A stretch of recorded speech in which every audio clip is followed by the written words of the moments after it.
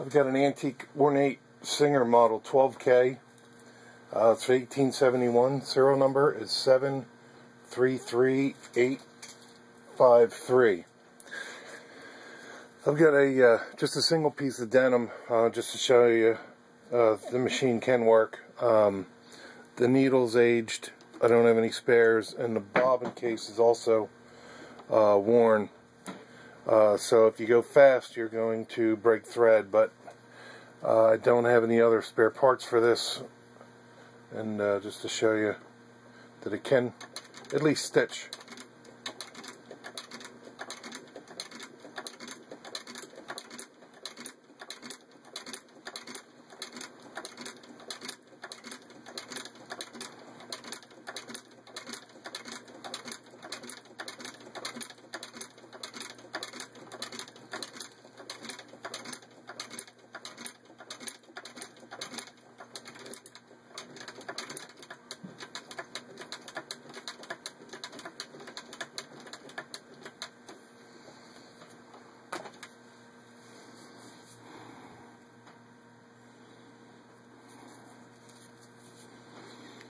So there you can see the stitches fairly equal,